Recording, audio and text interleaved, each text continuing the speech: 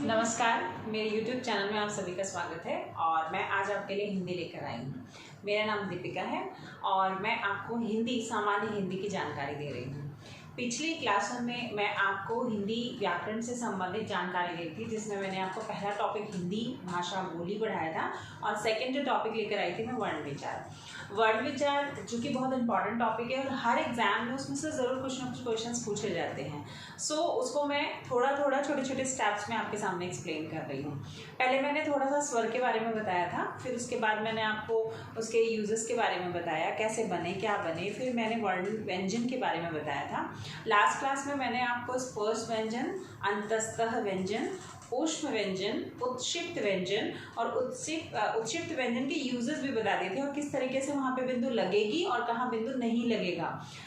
ये सारी वीडियो जो मैं बना रही हूँ ये आपके DSSB, KVS, CTET जो भी एग्ज़ाम्स होते हैं टीचिंग में सभी में यूज़फुल है, तो आप सभी को इसको फॉलो कर सकते हैं।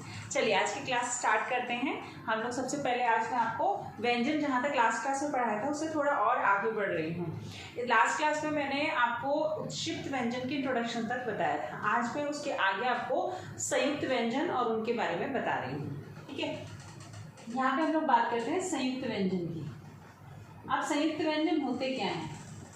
अगर संयुक्त व्यंजन की बात करें तो संयुक्त व्यंजन का मतलब होता है, देखो यहाँ से एक क्वेश्चन भी पूछा गया था कि संयुक्त व्यंजन में 4 स्टेटमेंट दी हुई थी। पहला स्टेटमेंट था कि 2 वर्णों के मेल से बनता है, 2 व्यंजनों के मेल से बनता है, एक स्वर और एक व्यंजन के मेल से बनता है या 2 स्वरों के मेल से बनता है। तो संयुक्त व्यंजन किसको कहते हैं? तो ध्यान रखना कि संयुक्त व्यंजन जो है व्यंजन है अपने आप में, ठीक है। और चूंकि यहाँ पे स्वर और व्यंजन तो सभी व्यंजन मिलकर बनते हैं, तो क्या खास बात है कि इसको संयुक्त कहते हैं? तो ध्यान रखोगे संयुक्त व्यंजन 2 व्यंजनों के मेल से बनता है और जहाँ व्यंजन है वहाँ स्वर अपने आप ही होगा, क्योंकि स्वर जो है स्वतंत्र चर हैं और व्यंजन जो हैं वो आश्रित चर हैं। तो व्यंजन बिना स्वर की सहायता के बोले पढ़े लिखे नहीं जा सकते, जबकि स्वर जो है स्वतंत्र है, उन्हें बोलने या लिखने या पढ़ने के लिए व्यंजनों की आवश्यकता नहीं पड़ती। ठीक है, तो यहाँ पर हम लोग संयुक्त व्यंजन की बात करें और संयुक्त व्यंजन में ध्यान रखिएगा ये 2 व्यंजनों के मेल से बनता है। कितने होते हैं कुल मिलाकर? तो संयुक्त व्यंजन हमारे पास 4 होते हैं। कौन कौन से होते हैं? इसको बहुत अच्छे से बहुत बार पूछा गया है, KVS हो गया, DSSB हो गया, CTET हो गया, हर जगह इसको जरूर पूछा गया है। तो देखेंगे कौन कौन सा है। तो इसमें एक तो श आता है, ध्यान रखोगे इसको छ प्रोनाउंस नहीं करेंगे, कई लोग इसे छ या छ प्रोनाउंस करते हैं, इसे एक्चुअली में श, जैसे कक्षा, कक्षा नहीं होता, कक्षा।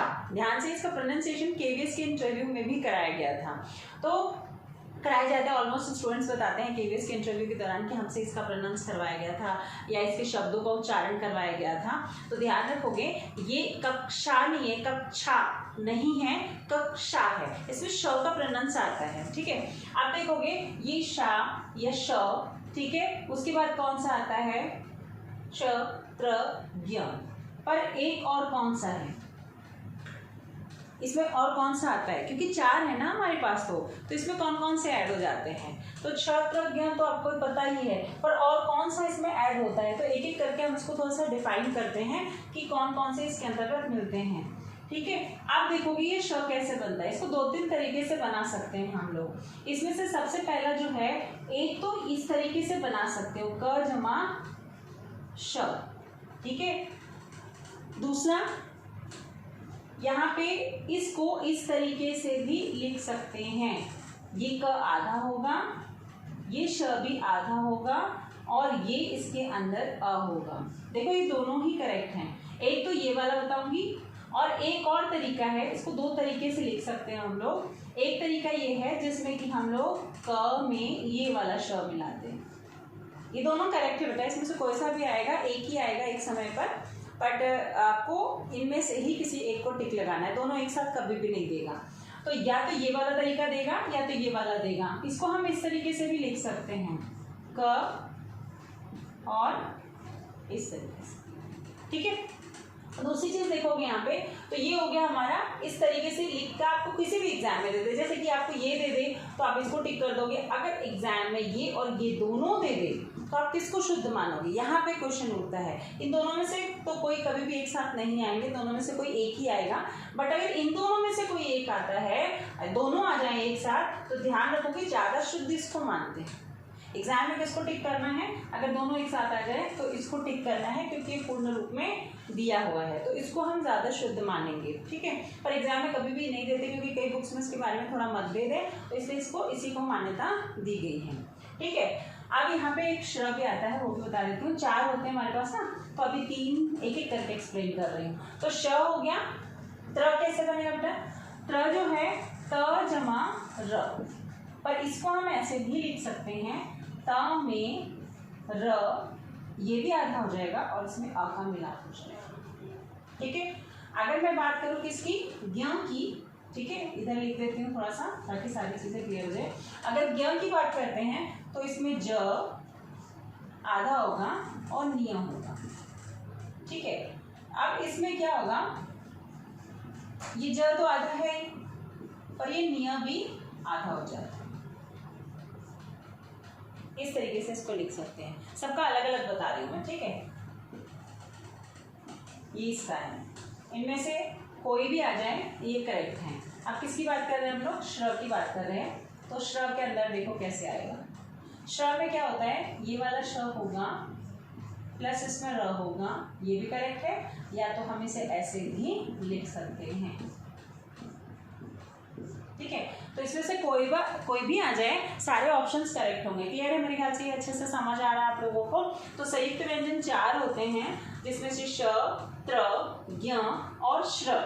ठीक है, अब ये जो प्रोनाउंस है, देखो इसको देखोगे तो एक चीज गौर करोगे कि ये जो है हर वर्ड में दिखाई नहीं देता है। इसका जो मिलाप है, इसका यूज करके बताती हूँ मैं आपको। जैसे आप बोलते हो कक्षा, अब कक्षा बोलते समय एक चीज गौर करो, जैसे यहाँ पे लिख रही हूँ मैं, क्या यहाँ पे कहीं भी आधा क है? फिर भी आप क्या बोल रहे हो? कक्षा। इसका मतलब जो चीज दिखाई नहीं दे रही उसको भी बोल रहे हो। क्यों? क्योंकि इसके अंदर क्या मिला हुआ है? आधा क मिला हुआ है, इसीलिए इसे कक्षा बोलते हो। उसी तरीके से एक वर्ड लिखती हूँ मैं यहाँ पर, या तो कहीं भी क का प्रयोग हुआ ही नहीं है, फिर भी इसको आप क्या पढ़ रहे हो? प्रतीक्षा। इसका मतलब क्या है कि इसके अंदर ऑलरेडी आधा क मिला हुआ है। मतलब जहां पर अगर ये स्टार्टिंग में आए तो स्टार्टिंग में हम कभी भी क का प्रोनाउंस नहीं करते हैं, बट अगर ये मिड में आता है तो क अपने आप यूज होता है। जैसे कि क्षमा, तो इसमें क का प्रयोग नहीं हो रहा है। पर अगर मैं क्षत्रिय बोल दूं तो उसमें भी क का प्रयोग नहीं हो रहा है। पर अगर मैं कक्षा, है ना, प्रतीक्षा, ऐसे शब्दों का प्रयोग कर रही हूँ तो इनमें क का प्रयोग हो रहा है। इसका मतलब स्टार्टिंग में हम कभी भी क का प्रोनाउंस नहीं करते हैं, पर ये मध्य में आ जाए तो इनमें क का प्रयोग किया जाता है। अच्छा से क्लियर हो गया? एक और खास बात इन चारों से संबंधित, ये चूंकि संयुक्त व्यंजन है और व्यंजनों के मिश्रण से बना हुआ है, इन चारों शब्दों से ज्यादातर तत्सम शब्दों का निर्माण हुआ है। तो एक शॉर्ट ट्रिक के रूप में भी हम यूज करते हैं कि जहां पर इन शब्दों का प्रयोग होता है वो ऑलमोस्ट तत्सम होते हैं। मैं ये नहीं कह सकती कि 100% होते हैं, बट हाँ 99.9% जो हैं वो आपके तत्सम शब्द होते हैं। इसमें कुल मिलाकर हम कह सकते हैं कि अगर हमें कभी कंफ्यूजन हो कि कौन सा तत्सम है कौन सा तद्भव है, तो हम एक आंकड़ा या एक दिमाग में एक शॉर्ट ट्रिक यूज कर सकते हैं कि जिनमें भी इन संयुक्त व्यंजनों का प्रयोग हुआ है उनको हम क्या बोल सकते हैं? तत्सम शब्द बोल सकते हैं। जैसे कि अगर मैं बात करूं, जैसे क्षमा, अगर ये वाला क्षमा है तो ये संस्कृत का शब्द है, बट अगर इसी के लिए ये वाला क्षमा हो जाए तो ये हिंदी का हो जाएगा। उसी तरीके से श्रृंगार, श्रृंगार श्र से शुरू होता है, और उसी में अगर ये वाला, जैसे कि एग्जाम्पल दे देती हूँ, श्रृंगार स्पेलिंग भी बहुत बार पूछी गई है बेटा श्रृंगार की। अगर मैं इसे ऐसा लिख दूं या ऐसा ही दे सिंपल वाला श्रृंगार लिख दूं तो ये किसका हो जाएगा? ये तद्भव का हो जाएगा। ठीक है, उसी तरीके से रक्षा, रक्षा, और हिंदी में राखी, तो रक्षा तत्सम का शब्द है और राखी हिंदी का शब्द हो जाएगा। तो हम बहुत सारे ऐसी चीज़ों को देख सकते हैं जिसमें कि संस्कृत के शब्द है। जैसे ज्ञानी, ज्ञानी हम लोग कैसे लिखते हैं? ऐसा लिखते हैं, और इसे अगर हिंदी में लिखेंगे तो ज्ञानी। तो ये तद्भव हो जाएगा बेटा, ठीक है। थोड़ा सा एग्जाम्पल दे देती हूँ ताकि आपको समझ सके। तो ये ज्ञानी क्या हो जाएगा, तत्सम शब्द हो जाएगा, और ये वाला ज्ञानी क्या हो जाएगा, तद्भव शब्द हो जाएगा। तो इस तरीके से हम लोग बहुत सारे ऐसे शब्द देख सकते हैं जिसमें संस्कृत के शब्दों में ज्यादातर किसका प्रयोग किया गया है, आपके इनका संयुक्त व्यंजनों का प्रयोग किया गया है। जैसे अक्षर का अखर, है ना। तो इस तरीके से बहुत सारे शब्द आपको मिल जाएंगे जहां पर संस्कृत शब्दों में किसका प्रयोग किया गया है, संयुक्त का। तो एक शॉर्टकट दिमाग में बैठा लो कि जहां भी इन शब्दों का प्रयोग, इन वर्णों का प्रयोग किया जाएगा वो ऑलमोस्ट तत्सम शब्द होते हैं। चलो आगे बढ़े, इतना मेरे ख्याल से अच्छे से क्लियर हो गया। तो आप इनमें से किसी को भी ऑप्शन में करेक्ट कर सकते हैं। थोड़ा सा और आगे बढ़ते हैं। अब हम लोग बात करेंगे आगत व्यंजन की। आगत व्यंजन क्या होते हैं, ठीक है। आगत व्यंजन, इनका उच्चारण स्थान हम नहीं देख सकते क्योंकि उच्चारण स्थान दो व्यंजनों से मिलकर बनाया, तो उच्चारण स्थान आज तक कभी पूछा नहीं गया और ना ही कभी इसके उच्चारण स्थान की बात की भी मतभेद पाई जाती है। अब आगत शब्द क्या होते हैं, आगत की जब हम बात करते हैं तो आगत के अंतर्गत क्या होते हैं, दो पाए जाते हैं, एक ज और एक आपका फ, ठीक है। ज जो है और फ, इसके नीचे जो लगा हुआ है इसे नुक्ता कहते हैं।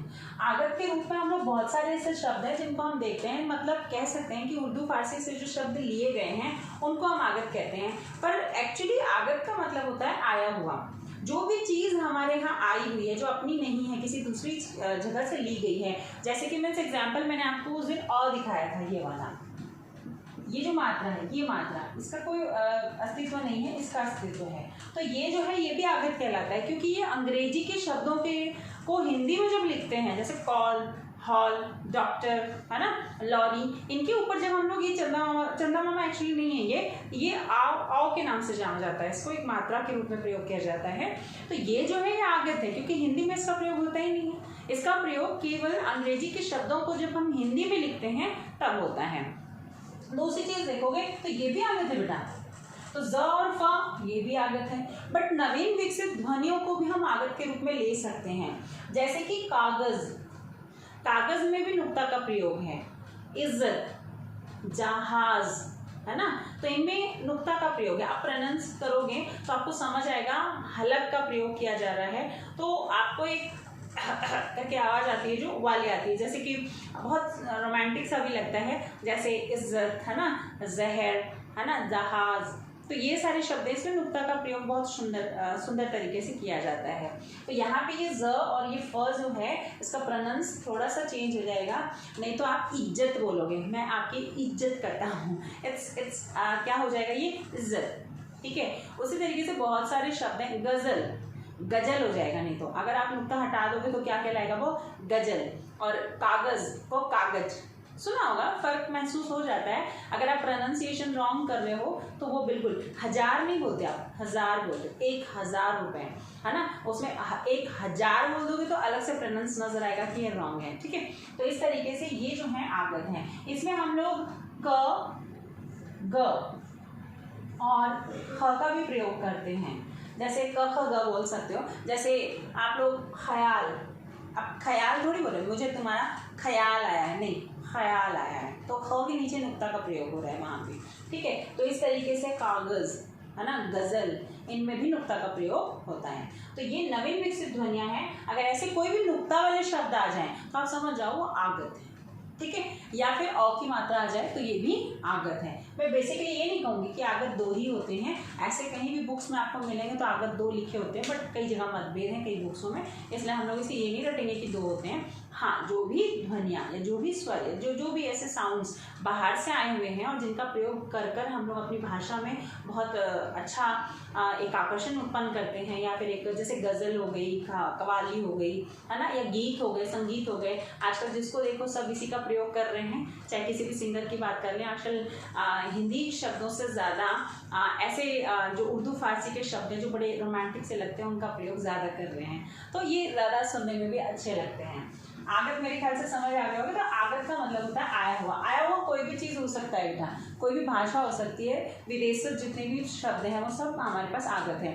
अंग्रेजी के शब्द भी अगर आप हिंदी के दौरान प्रयोग करते हैं तो वो भी आगत ही कहलाएंगे, जैसे डिप्टी कमिश्नर, है ना, या फिर हम लोग बोल देते हैं कुछ भी ले लो तुम लोग, जैसे कि रेलगाड़ी, तो रेलगाड़ी जो है देखा जाएगा तो वैसे तो संकर शब्द है, दो अलग अलग भाषाओं के शब्दों को मिलाकर पढ़ाया जा रहा है, बनाया जाएगा इस नया शब्द। बट एक्चुअली में रेल जो है, रेल तो अंग्रेजी का शब्द है, तो हम अगर पूछा जाए कि रेल शब्द क्या है तो विदेशज है, ठीक है, बट आगत है, हमारे लिए तो आया हुआ है, हमारे भाषा में से जोड़कर बनाएंगे, ठीक है। तो यहाँ पे संयुक्त भी आपका क्लियर होता है। आगे बढ़ते हैं, थोड़ा सा व्यंजनों के भेद के बारे में जानते हैं। हमें व्यंजनों में ज़्यादा बहुत कुछ नहीं पढ़ना होता है, हमें कुछ स्पर्श व्यंजन जानने होते हैं। स्पर्श के बाद हमें फिर अंतस्तः, संयुक्त, ऊष्म, उत्क्षिप्त और आगत, ये इनको जानने के बाद अब हमें थोड़ा सा भेद जानना ज़रूरी है कि हमारे पास भेद क्या क्या होते हैं। ऊष्म में से, और जैसे कि आपसे सघोष पूछा जा सकता है,